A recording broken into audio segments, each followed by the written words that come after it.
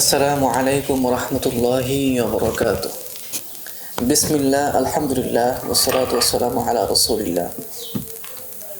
ইসলামী অর্থনীতির সহজ পাঠ দর্শে আপনাদের সবাইকে স্বাগতম। গত পর্বে আমরা ইসলামী অর্থনীতির মূলনীতিসমূহ থেকে দুইটি মূলনীতি নিয়ে আলোচনা করেছি। এ পর্বে আমরা ইসলামী অর্থনীতির অন্যতম আরেকটি মূলনীতি নিয়ে আলোচনা করব ইনশাআল্লাহ।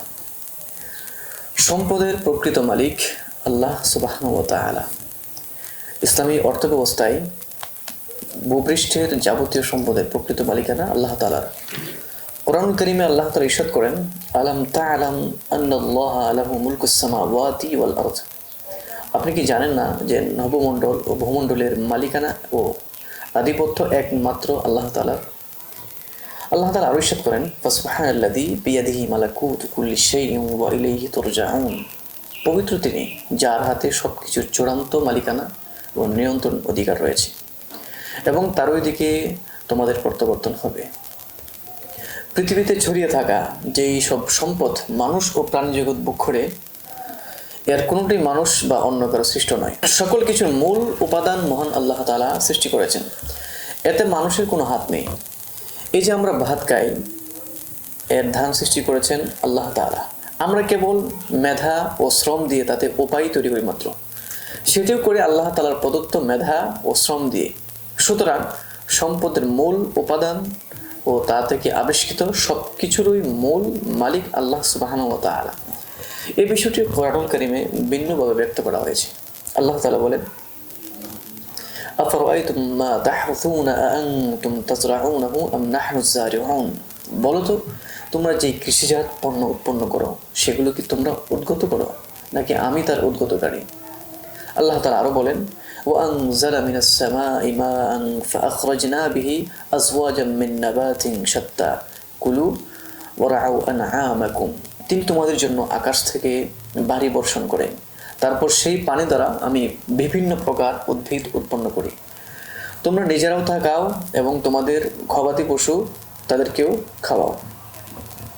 আল্লাহ তাআলা আরো ইরশাদ করেন, ওয়াতুহুম মিন মালিল্লাহিল্লাযী আতাকুম। আল্লাহ তোমাদেরকে যে সম্পদ দিয়েছেন, সেই আল্লাহর সম্পদ থেকে তোমরা তাদেরকে দান করো। এসব আয়াত থেকে স্পষ্ট হয় যে সম্পদের প্রকৃত মালিক মহান আল্লাহ তাআলা। অপরদিকে পুঁজিবাদী অর্থব্যবস্থায় মনে করা হয় সম্পত্তির চূড়ান্ত মালিক ব্যক্তি নিজে। সমাজতন্ত্র মনে করে সম্পদের একচ্ছত্র মালিক ব্যক্তি নয়, বরং রাষ্ট্র। ইসলামী অর্থনীতি এসব প্রান্তিকতা থেকে মুক্ত হয়ে স্পষ্ট ঘোষণা করেছে সম্পদের প্রকৃত মালিক আল্লাহ সুবহানাহু ওয়া তাআলা।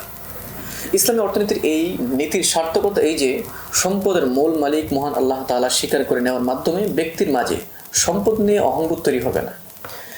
যেহেতু তিনি এর মালিক, তাই তারই আদেশে সম্পদের আয় ব্যয় নিশ্চিত করার প্রেরণা তৈরি হবে। সম্পদ নিয়ে কেউ কারো প্রতি জুলুম করার মানসিকতা তৈরি হবে না। ফলশ্রুতিতে সমাজে ভ্রাতৃত্ববোধ তৈরি হবে। অপরদিকে সম্পদকে যখন ব্যক্তি বা রাষ্ট্রের মালিকানা দেওয়া হবে, তখন সেখানে স্বেচ্ছাচারিতা তৈরি হবে, অহংকার এবং আত্মহমিকা সৃষ্টি হবে, ভ্রাতৃত্ববোধ উঠে যাবে। এর নিশ্চিত ফলাফল অর্থনৈতিক বৈষম্য, জুলুম, শোষণ, যা পুঁজিবাদ ও সমাজতন্ত্রের বর্তমান ব্যর্থতা থেকে স্পষ্ট। একটু চিন্তা করি, স্কুল কলেজে শুরু থেকেই সম্পদের ব্যাপারে ইসলামের এসব কালজয়ী নীতিগুলো শিক্ষার্থীদের সামনে তুলে ধরা হলে শিক্ষার্থীদের উর্বর মস্তিষ্ক তা ভালো করে জায়গা করে নিতে পারত। দুর্নীতির প্রতি শুরু থেকেই নেতিবাচক ধারণা তৈরি হতো। কিন্তু আফসোসের বিষয়, আমাদের শিক্ষা ব্যবস্থায় এই বিষয়গুলো থাকে না। তো ইসলামী অর্থনীতির আমরা এই পর্বে একটি অন্যতম মূলনীতি নিয়ে আলোচনা করেছি। ইনশাআল্লাহ পরবর্তী পর্বে আমরা আরো অন্যান্য মূলনীতিগুলো নিয়ে আলোচনা করার চেষ্টা করব। আসসালামু আলাইকুম ওয়া রাহমাতুল্লাহি ওয়া বারাকাতুহু। ইউতিল হিকমাতা মান ইয়াশা ওয়া মান ইউতাল হিকমাতা ফাকাদ উতিয়া খায়রান কাসীরা ওয়া মা ইয়াযাক্কারু ইল্লা উলুল আলবাব।